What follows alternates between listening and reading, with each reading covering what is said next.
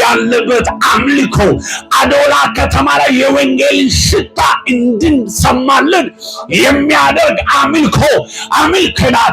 አሁን ደግሞ እጸልያለሁ።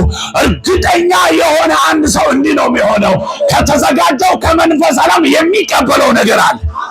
ወርደፋ ጋታላ በረድቦስ ምክንያቱም መንፈስ ዓለም ገና ስትመጡ የሚያዘጋጀው ነገር የለም። ተዘጋጅተህ ከመንፈስ ዓለም ለመቀበል አንተ ማምጣት ነው የምትጠብቀው። እጆቻችሁ ከፍ አድርጉ። ወይካታራዳቦ ያላባራዳቦ ነቦስ አለው ታለ ልትኖር ትችላለህ። አንተ ዝቅ ያለበት ስፍራ ልትገኝ ትችላለህ። እኔ ግን እነግርሃለሁ አንተ ያለበት ዝቅታ ቦታ ላይ የሌለውን የሚያስገኝ ኃይል አለ።